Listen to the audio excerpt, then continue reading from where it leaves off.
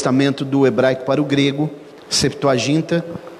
Então se deu o nome de Números por causa das contagens, das jornadas. No capítulo 33, por exemplo, existe 42 jornadas dos israelitas pela peregrinação, durante a peregrinação no deserto. E nesse livro é que Deus separa aqueles que iriam entrar na terra prometida e os que não iriam entrar. Por isso deu-se o nome Números, mas o texto original, na verdade, é Bamidbar, significa no deserto, né? No deserto, Números capítulo 5, versículo 11 em diante. Todos acharam? Vamos ler a palavra do Senhor.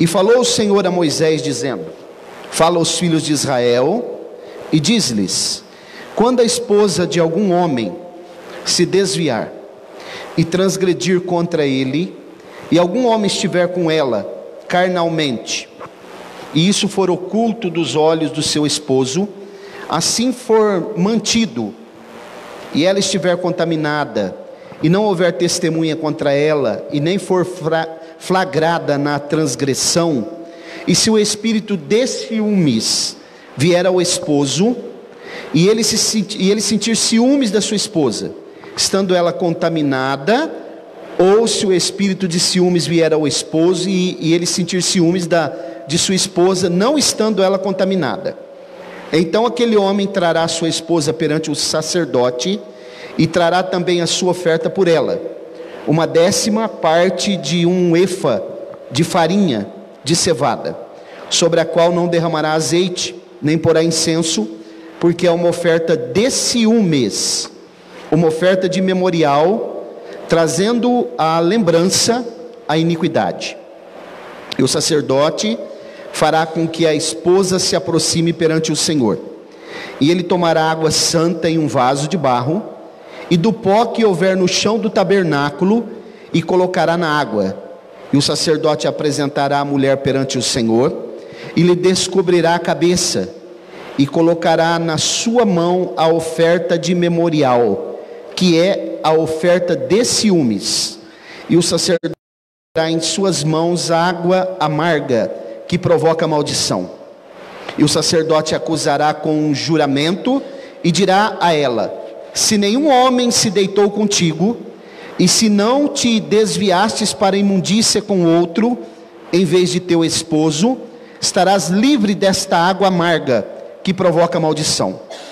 Porém, se te desviastes com outro, em vez de teu esposo, e te contaminaste, e se algum homem, além de teu esposo, se deitou contigo, então o sacerdote acusará a mulher com um juramento de maldição, e o sacerdote dirá a ela: o Senhor faça de ti uma maldição, e como juramento entre o teu povo, quando o Senhor fizer apodrecer a tua coxa e inchar o teu ventre. Esta água que causa maldição entrará em tuas entranhas, para fazer inchar o teu ventre e apodrecer a tua coxa. E a mulher dirá: amém, amém. E o sacerdote escreverá estas maldições em um livro, e as apagará com água amarga. E ele fará com que a mulher beba água amarga, que causa maldição. E a água que causa maldição entrará nela, e se tornará amarga. Então o sacerdote tomará a oferta de ciúmes das mãos da mulher, e moverá a oferta perante o Senhor, e oferecerá sobre o altar. E o sacerdote tomará um punhado da oferta, como memorial, e as queimará sobre o altar. Depois fará com que a mulher beba água. Depois de ter feito a mulher beber a água, se ela estiver contaminada e tiver transgredido contra o seu esposo, a água que causa maldição entrará nela, e se tornará amarga, e sua coxa apodrecerá, e o seu ventre inchará, e a mulher se tornará uma maldição entre o seu povo. E se a mulher não estiver contaminada, mas limpa, então será livre, e conceberá semente. Esta é a lei dos ciúmes, quando a mulher se desviar para outro em vez de seu esposo, e estiver contaminada, ou quando o espírito de ciúmes vier sobre o seu esposo, e ele sentir ciúmes da sua esposa, e apresentar a mulher perante o Senhor, e o sacerdote executará sobre ela toda esta lei. Então o homem estará livre da iniquidade, e esta mulher será levada, essa mulher levará a sua iniquidade. Podemos dizer amém? Glória a Deus. Que lei terrível, hein, irmãos? Prestar atenção na leitura. Ainda bem que essa lei não existe hoje. Essa lei passou. Irmãos, a Bíblia, é por isso que ela é a palavra de Deus, né? A Bíblia, ela nunca esconde nada. A Bíblia revela, e a palavra de Deus, quando ela é pregada, ela não traz escândalo. O que traz escândalo é quando nós não praticamos o que está na palavra de Deus. E quando nós omitimos de pregar o que está aqui nessa palavra, somos omissos, nós criamos um ambiente propício para o inimigo vir, como diz Mateus 13, e semear uma semente falsa, que é o joio, né? Uma semente que produz os filhos das trevas, ao invés de produzir os filhos da luz. Essa narrativa bíblica aqui, ela parece estranha, né? Segundo a tradição judaica, essa lei foi aplicada poucas vezes, talvez uma vez só. Eu fiquei pensando, se essa lei quase não era aplicada, talvez foi aplicada só uma vez, para que essa lei está aqui na Bíblia então? Qual o objetivo da Bíblia trazer uma lei como essa?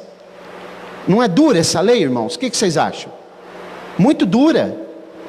Para que Deus vai inspirar Moisés para escrever sobre um assunto desse? O que a Bíblia está falando aqui é sobre os ciúmes. Os ciúmes, segundo o que a Bíblia também revela na carta aos Gálatas, é uma das manifestações das obras da carne. Ciúmes, porfias e assim por diante. Mas quando nós olhamos para a Bíblia, nós entendemos também, a Bíblia fala de Deus tendo ciúmes, preste atenção no que eu vou falar, mas não está nada relacionado com esse sentimento que nós temos. Os ciúmes de Deus, que a Bíblia fala, inclusive existe até uma estátua que é mencionada na Bíblia, em Ezequiel, acho que no capítulo 8 por ali, a estátua que provoca ciúmes em Deus, de Deus melhor dizendo, é um tipo de idolatria, porque quando também nós temos um ciúmes exacerbado, nós estamos idolatrando, ou que seja um carro, uma casa, um filho, a esposa, o marido. O ciúmes existe, mas quando ele é exacerbado, ele faz mal. Então quando a Bíblia fala que Deus tem ciúmes de Israel, por exemplo, a nação de Israel, que é a sua esposa, a irmã Maria Amélia falou aqui que a igreja é a noiva de Cristo, né? E a nação de Israel é a esposa do pai, de Yahvé. Então fala no sentido de ter zelo. Ciúmes que Deus tem pela nação de Israel é porque Ele ama tanto aquela nação que Ele zela por ela de uma maneira muito detalhada. Muito detalhada. Irmãos, pode escrever o que eu estou falando. O Irã agora está manifestando aí uma agressividade, falando que vai atacar Israel, que vai destruir Israel. Pode ter certeza que se o Irã, que é uma nação poderosa na guerra, tentar fazer isso, ela vai dissolver igual geleia, porque ninguém pode atacar Israel e sair bem, porque Deus protege Israel em todas as áreas. Não adianta, Israel é a nação eleita de Deus, né? Agora, voltando aqui para o texto, olha o que a Bíblia está nos dizendo. Vamos supor que acontecesse, aqui o que a Bíblia está mostrando é que o marido tinha ciúmes da sua esposa, e ele, de repente, ele falasse assim: minha esposa está me traindo. Fosse verdade ou não, poderia ser apenas uma desconfiança, ou poderia ser que fosse verdade. Qual era o procedimento que era feito? A Bíblia nos mostrou aqui. A palavra que nós lemos aqui, fala da mulher, a partir do versículo 11, que essa mulher, que era uma esposa de um homem, se desviar ou transgredir. Essa palavra que aparece aqui nos textos originais não fala de mulher adúltera, fala a palavra setá, né? Significa uma mulher desviada, porque às vezes o marido também estava desconfiando dela e ela não devia nada. Então a Bíblia não trata como mulher adúltera, trata como uma mulher que perdeu a rota, transgrediu a lei, setá, mulher desviada. Então o que ele fazia? Ele levava essa mulher diante do sacerdote, e lá era feito um procedimento. O sacerdote trazia uma água santa, que ninguém sabe de onde vem essa água. Conjectura-se a possibilidade de que essa água, ela era uma água que era misturada, que ela ficava guardada, né?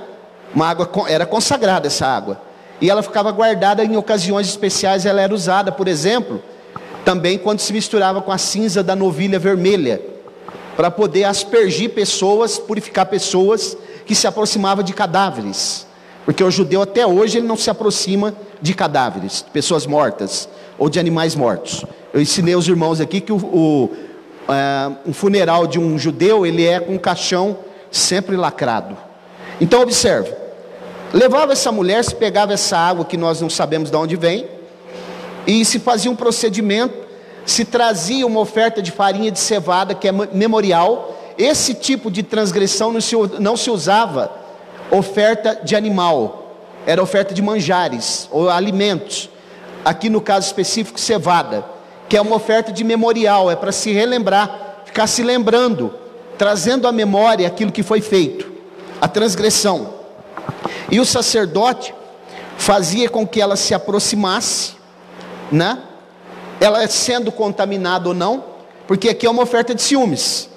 É a palavra aqui no original kinui, ciúmes, que é quando alguém está desconfiado, está tendo um tipo de sentimento, espírito de ciúmes.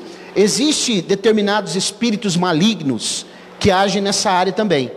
Eles trabalham de uma maneira para criar uma situação entre os casais, para que os casais comecem a desconfiar, a ter ciúmes, mesmo que não haja alguma coisa, porque o objetivo do diabo é fazer o quê? É destruir a família.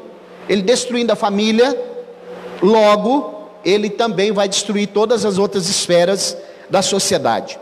Essa mulher era trazida perante o Senhor, perante o sacerdote. Pegava-se essa água, irmãos, e misturava com terra do piso do tabernáculo. Olha que interessante. Fazia-se uma mistura para que ela pudesse beber essa água. Depois que misturava com essa terra do tabernáculo, do piso do tabernáculo, então era considerada águas amargas, águas absinto, né? Amargas. Então se levava diante do sacerdote. O sacerdote iria acusar um juramento, e se nenhum homem tivesse se deitado com ela, nós vimos que o final era bom, porque ela ficava fértil depois que ela bebia essa água. Mesmo que essa mulher fosse estéril, ela ficava fértil. Quer dizer, o que nos traz a primeira aplicação aqui é que quando nós somos fiéis ao Senhor, pode nos acusar à vontade. As pessoas vão nos acusar. No final de tudo, sabe o que vai acontecer? Deus usará aquele tipo de situação para nos trazer bênção. Se alguém está te acusando de alguma coisa, pode descansar. Se você deve, não descansa não, fique preocupado.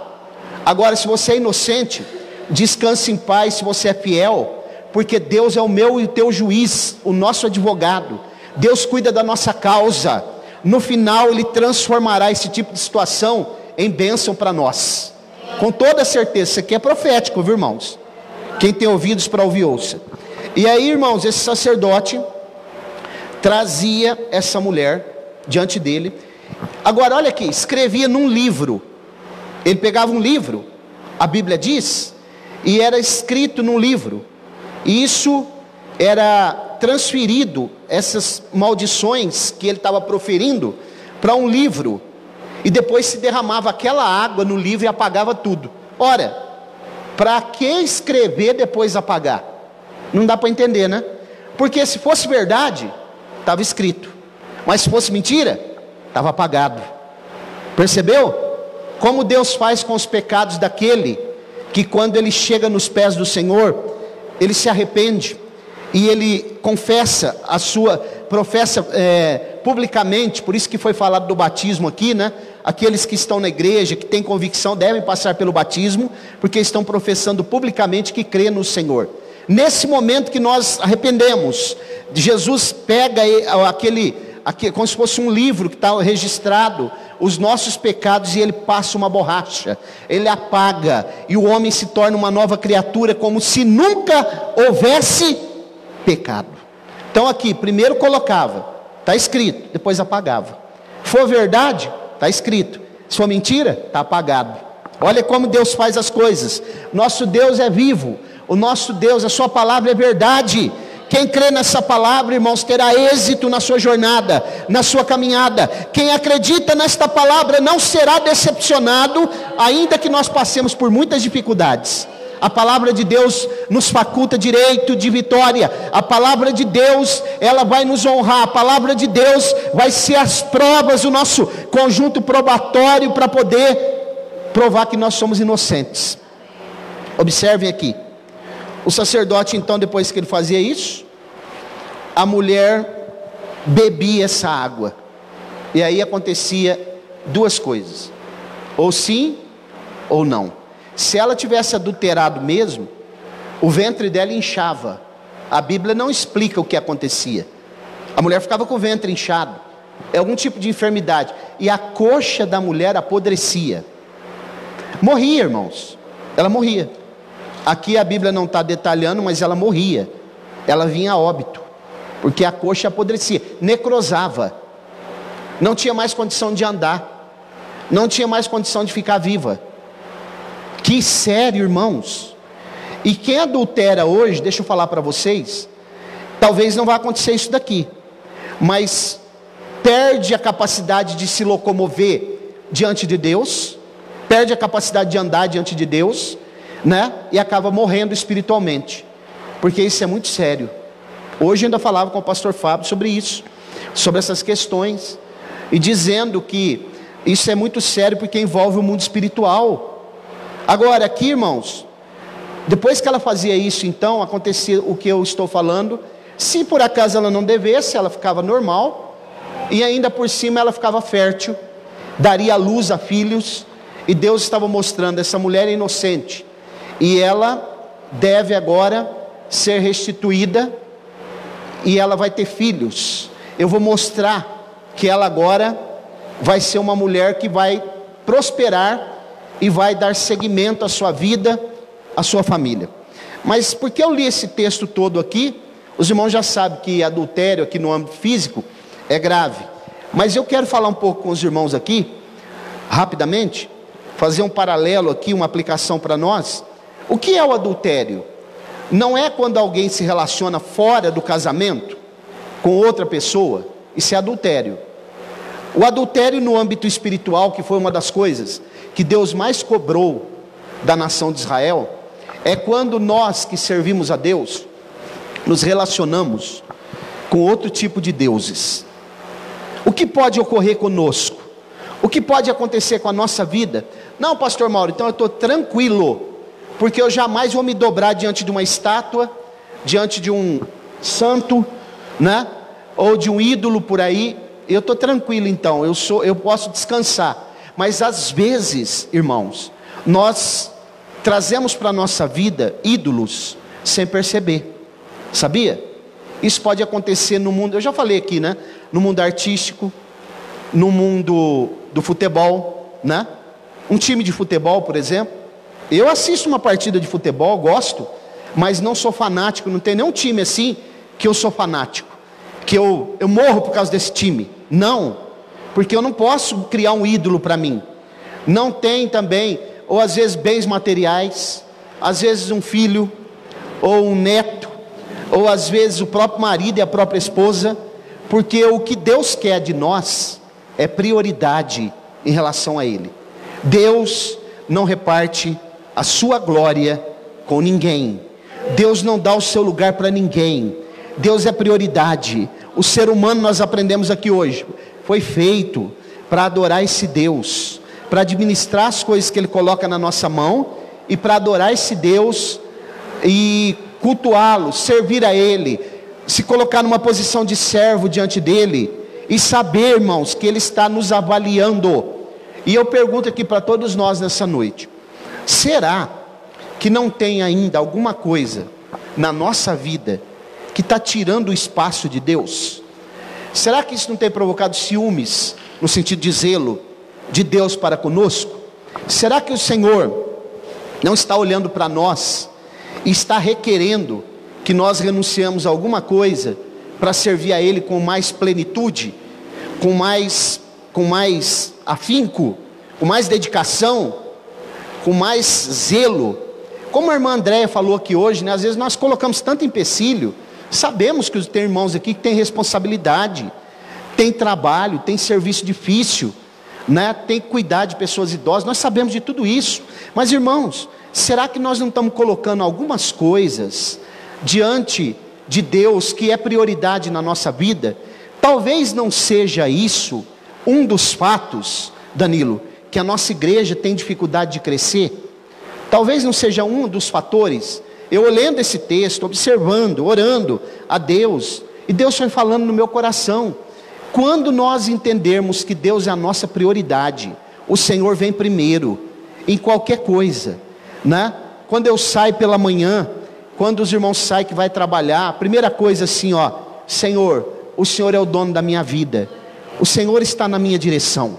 Eu estou indo agora para o meu trabalho, e lá as coisas não vão ser fáceis, né? Tem muita coisa lá que vai me atingir, mas o Senhor é a minha esperança, a minha prioridade. O Senhor é que tem o primeiro lugar na minha vida. E nós vemos hoje pessoas trocando Deus por qualquer coisa, né?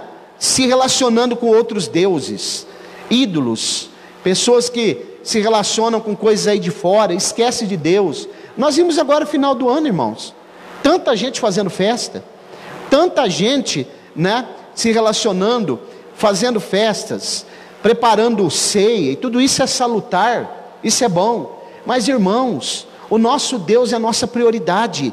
Servir a Deus implica em colocar Ele sempre em primeiro lugar. Sempre Ele, Deus, família, igreja. Deus, família, igreja. Qual o lugar que Deus ocupa aí na sua vida?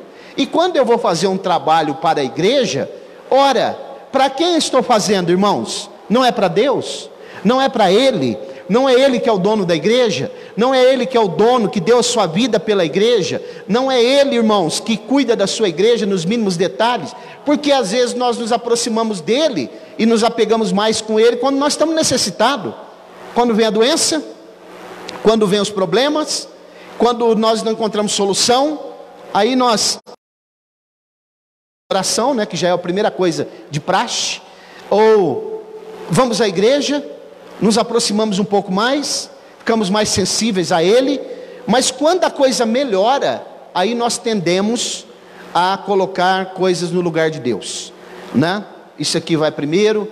Sempre nós deixamos Deus por último. E é isso aqui. Vamos colocar isso aqui como essa mulher e esse marido aqui como tipos da igreja e de Deus, né? Não se relacionar com outros deuses. Cada um de nós sabemos, né? Qual o tipo de Deus que pode estar na nossa vida. Pode ser família, como já foi falado aqui, que Paulo renunciou tudo, né? Pode ser muitas coisas, irmãos, que às vezes nós fazemos. Eu já dei o testemunho para os irmãos aqui uma vez, de um certo obreiro, né? Abre aspas. Esse obreiro era um evangelista, e eu fui até professor de teologia do pastor dele, e um dia o pastor dele falou: pastor Mauro, eu não sei o que eu vou fazer com o obreiro que tem lá na igreja. Por quê, pastor? Sabe o que ele fez essa semana? Era ceia sábado, e ele pegou os filhos dele e foi para a festa junina, vestiu os filhos dele de caipirinha e foi. Aí tudo bem, quando chegou na segunda eu fui conversar com ele: irmão, você é obreiro da igreja, você largou de vir à ceia do Senhor para ir numa festa junina? Aí sabe o que ele fez? Ele tirou a carteira, tirou a credencial de obreiro que ele tinha no bolso e entregou para o pastor, e disse assim: pastor, não quero ser obreiro mais não. Se for para mim privar a minha família para ir na igreja, esquece. Irmãos, eu falei: pastor, o senhor não tirou ele antes não?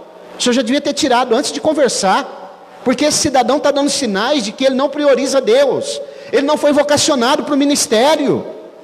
Nós, irmãos, somos servos do Deus vivo. Nós não gostamos de dizer: eu sou crente, sou servo do Deus vivo, o Senhor fala comigo, o Senhor me socorre. Mas e na hora de nós nos relacionarmos com Ele? Ele não abre mão do nosso relacionamento. Ele primordial, primeiro, primaz na nossa vida, sempre. Glória a Deus. O ano está começando, né? Qual é os planos que nós temos, irmãos, para esse ano? Sempre colocar alguma coisa antes de Deus? Sempre se relacionar com alguma coisa? Eu não estou dizendo aqui, irmãos, que nós temos que deixar a família, de relacionar com pessoas, de amizades. Não é isso que eu estou dizendo. Estou dizendo que a prioridade nossa é Deus. É Deus. Os irmãos se lembram, já estou indo para o fim. Os irmãos se lembram daquele moço rico que um dia procurou Jesus no caminho e perguntou para Jesus assim: o que eu tenho que fazer, Senhor, para herdar a vida eterna? E Jesus disse para ele assim: observa os mandamentos, e você adquirirá a vida eterna.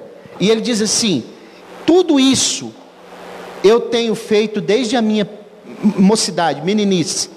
Aí Jesus, não estava bom, né, irmãos? Isso que Jesus, às vezes, ele traz certas coisas que a gente fica pensando. Aí Jesus, está te faltando uma coisa ainda. Está faltando? Está faltando. Estou parafraseando, né, o texto. Vende tudo que você tem, reparte com os pobres e me segue. Ah, irmão, você imaginou? Estragou tudo, né? Jesus, na verdade, ele era especialista em estragar as coisas, mas depois ele consertava, né? Por isso que os pregadores dizem: Jesus complica, mas depois ele explica. Aquele moço se entristeceu, irmãos, porque a Bíblia diz que ele era muito rico. O que Jesus estava ensinando para aquele moço? Uma lição de prioridade. Você precisa primeiro deixar suas riquezas de lado e me ter como prioridade. Os mandamentos você já conhece, mas está faltando isso em você. Isso não está na Bíblia, que eu vou falar para vocês, né? Mas a história diz, eu não me lembro agora o nome do historiador que registrou essa narrativa, mas ele conta que esse moço ficou tão triste por causa disso, que Jesus falou para ele que ele comprou um navio, um barco da época, dos melhores, e foi viajar. E ele só parava nas cidades para comprar suprimentos, depois ele voltava para o mar. Ele se desiludiu de tudo. E diz a história que um dia ele para num porto. Jesus já havia sido crucificado. Ele para num porto, e quando ele desce no porto, ele tem uma surpresa. Quem está pregando naquele porto? Lucas, o médico amado. E aquele homem escuta Lucas falando de Jesus. E diz a história que ele vai se aproximando. Aquela mensagem lhe era familiar. Porque quem conhece a Bíblia, irmãos, quem ouve essa palavra, não esquece. Quem ouve essa palavra, ainda que ele saia da igreja, que ele vá embora, se alguém perguntar para ele, fala: não, eu estou afastado, mas eu sei que essa palavra é verdade. Eu sei que a Bíblia Sagrada é o manual do ser humano. Eu sei que só há um caminho, uma resposta, uma esperança. Só Jesus Cristo, não tem outro caminho. Aquele moço ouviu falar de Jesus. Ele vem se aproximando e Lucas está pregando com intrepidez. Lucas era um grego que tinha uma mensagem muito eloquente. Ele era um moço, discípulo do apóstolo Paulo. E diz a história que quando ele se aproxima e Lucas fala de Jesus, aquela palavra vem nele como uma flecha no seu coração. E ele vai se aproximando e quer ouvir mais. Quando Lucas termina o sermão, aquele moço vai e diz para Lucas assim: olha, eu quero entregar o meu barco para serviço do reino de Deus. Você pode usar esse barco. E diz a história que aquele moço então viajou um tempo com Lucas, se converteu e entendeu a mensagem que Jesus havia dito para ele lá atrás. Prioridade, não se relacionar com outros deuses, deixar que Deus seja o protagonista na nossa vida. E eu mais uma vez pergunto para a gente orar e parar essa reflexão: qual o lugar que Deus ocupa na sua vida e na minha?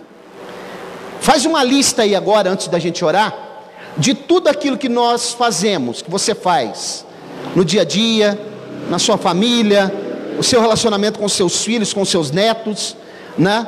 Com os parentes, com os amigos. Coloca aí agora e vê aonde que Deus está. Qual o lugar que Deus está ocupando? Jesus disse assim: quem não deixar pai e mãe para me seguir, não tem parte no reino de Deus, não ocupará lugar no reino de Deus. Qual lugar, irmãos, que Deus ocupa aí na sua vida? Eu sou crente pentecostal, daquele que até dá uns pulinhos, mas só que Deus fica em segundo plano na minha jornada. Eu só lembro de Deus de vez em quando, né? Eu sou crente da Assembleia de Deus ainda, hein? Ministério apologético, faz defesa do Evangelho. Só que Deus, de vez em quando eu me relaciono com outros deuses que aparecem também. Não tem água amarga, viu? Mas pode vir alguns tipos de amargura, né? Coloque-se de pé, por favor, vamos orar. Tem alguém que não é crente nessa noite, quer receber Jesus como Salvador? Tem alguém que está afastado e quer voltar hoje? Se tiver, dê um sinal.